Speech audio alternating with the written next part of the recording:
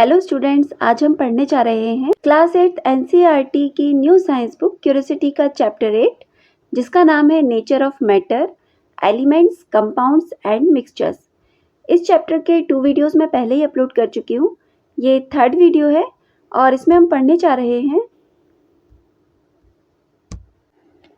What are the types of pure substances. Recall the different states of water that you studied in Curiosity grade 6.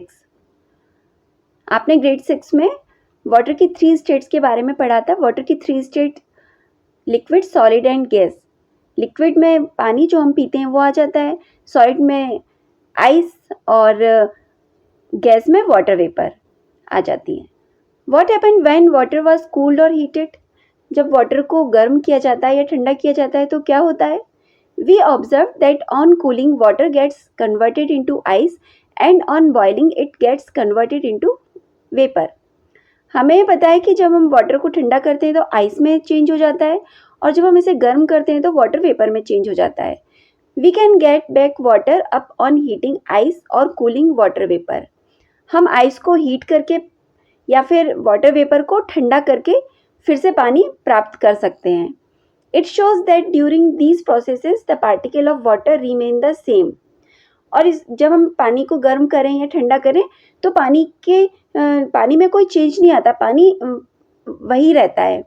Now let us perform another activity in which we pass electricity through water and observe its effect.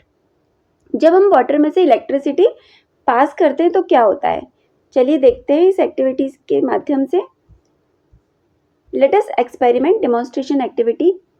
Safety first. This activity must be performed under the supervision of the teacher.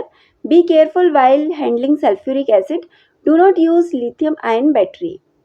जब आप इस activity को करें तो आप किसी teacher के supervision में करें और इसमें आप लिथियम आयन बैटरी का यूज़ ना करें, क्योंकि जो लिथियम आयन बैटरी वो बहुत ज़्यादा ज्वलनशील होती है। यदि बैटरी ज़्यादा गर्म हो गई तो इससे आग लग सकती है। और सल्फ्यूरिक एसिड को हैंडल करते हुए भी सावधानी बरतें, क्योंकि सल्फ्यूरिक एसिड से आपकी स्किन जल भी सकती है। Collect 2 small test tubes, a beaker और a glass tumbler and a 9 volt battery.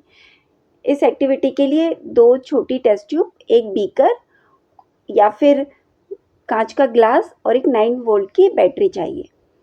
Fill 2/3 of the beaker with water and add A few drops of dilute sulfuric acid to it. Beaker को 2/3 भर दीजिए water से और इसमें sulphuric acid की कुछ dilute sulphuric acid की कुछ ड्रॉप्स डाल दीजिए। Fill both the small test tubes completely with water taken from the beaker. अब ये जो दोनों टेस्ट ट्यूब्स हैं इन्हें पूरी तरह इस बीकर से लिए गए वाटर से भर दीजिए। Place a 9 volt battery inside the beaker. अब बीकर के अंदर एक 9 वोल्ट की बैटरी रख दीजिए, इस तरीके से जैसा फिगर में दिखाया गया है। Without spilling the water, carefully place the water filled test tubes on each of the terminals of the battery. जैसा कि इस फिगर में आप देख सकते हैं, पानी के बिना फैलाए आप इन जो दोनों टेस्ट ट्यूब है इनको उल्टा करके दोनों टर्मिनल पर रख दीजिए बैटरी के, जैसा कि आपको फिगर में दिखाया गया है। Wait for a few minute, अब कुछ देर के लिए वेट कीजिए। Do you observe the formation of any gas bubbles at both the terminals inside the test tube. अब क्या आप इन दोनों टेस्ट ट्यूब के अंदर बबल का फॉर्मेशन होते हुए देखते हैं? Let it continue for 10 to 15 minutes. इसे 10 to 15 मिनट के लिए कंटिन्यू कीजिए। Observe the volume of gas collected in each test tube.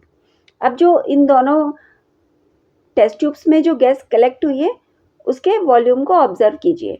Is the volume of the gas collected the same in both the test tube? क्या दोनों ही test tube में जो gas collect हुई है उनका वॉल्यूम सेम है?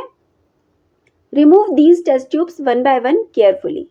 अब इन टेस्ट ट्यूब्स को एक एक करके हटा दीजिए। ये दोनों टेस्ट ट्यूब है, इन दोनों टेस्ट ट्यूब को एक एक करके हटा दीजिए। These test tube test these gases one by one by bringing a burning candle close to the mouth of the test tube. अब ये जो गैस इसमें इकट्ठी हुई हैं दोनों टेस्ट ट्यूब में, इन्हें टेस्ट कीजिए। टेस्ट करने के लिए आप एक बर्निंग कैंडल का यूज़ कीजिए, बर्निंग कैंडल को इन दोनों टेस्ट ट्यूब के पास लाइए। What happens in each case, क्या होता है ऐसा करने पर? Which gas is present in each test tube, अब दोनों टेस्ट ट्यूब में कौन सी गैस प्रेजेंट है? Can these collected gases be water vapour, क्या ये जो इसके अंदर इन टेस्ट ट्यूब के अंदर जो गैस कलेक्ट हुई है वो वाटर वेपर है? These gases are not water vapour, otherwise they would have condensed back to form water. Let us try to identify these gases. ये दोनों गैसेस वाटर वेपर नहीं है, अगर ये वाटर वेपर होती तो ये कंडेंस होके फिर से वाटर फॉर्म कर लेती, इसलिए हम कह सकते हैं ये दोनों गैसेस वाटर वेपर तो नहीं है। Safety first, perform gas testing with care, maintain a safe distance from the setup. तो इस टेस्ट को करते समय आप सेटअप से थोड़ी दूरी बनाकर रखिए। To test the gases present in the two test tubes, bring a burning candle near the mouth of each test tube. अब दोनों टेस्ट ट्यूब में कौन सी गैस प्रेजेंट है इसे टेस्ट करने के लिए एक बर्निंग कैंडल को इसके माउथ के पास लेकर आइए, दोनों टेस्ट ट्यूब के पास लेकर आइए। अब pop sound can be heard from one indicating the presence of hydrogen gas. अब हम जब एक टेस्ट ट्यूब के ऊपर जब बर्निंग कैंडल को लाते हैं तो वहाँ से एकदम से पॉप का साउंड निकलता है, इसका मतलब है कि ये हाइड्रोजन गैस है। In the other test tube the flame of the burning candle will glow brighter, confirming the presence of oxygen. जब हम दूसरी टेस्ट ट्यूब के मुंह पर जलती हुई कैंडल लाते हैं तो ये ज़्यादा ब्राइट जलती है, इस टेस्ट ट्यूब की अपेक्षा ये वाली जो फ्लेम है ज़्यादा ब्राइट जलती है। इससे हम कह सकते हैं कि जो दूसरी टेस्ट ट्यूब है उसमें ऑक्सीजन गैस प्रेजेंट है। From activity 8.3 we can infer that water is composed of two different constituents, hydrogen and oxygen. इस एक्टिविटी से हमें ये पता चलता है कि जो वाटर है वो उसके दो कॉन्स्टिट्यूएंट्स हैं, एक हाइड्रोजन और दूसरा ऑक्सीजन, मतलब वाटर टूटकर हाइड्रोजन और ऑक्सीजन देता है। Ever heard of when electric current is passed through water it breaks down into hydrogen and oxygen.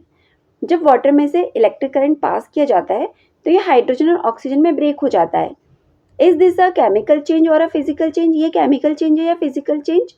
ये केमिकल चेंज है, क्योंकि केमिकल चेंज वो होता है जिसमें वाटर कोई भी चीज़ टूटकर नया सब्सटेंस देती है, इसीलिए हम कह सकते हैं ये यहाँ पर केमिकल चेंज है। नेक्स्ट वीडियो में हम पढ़ेंगे एलिमेंट्स के बारे में।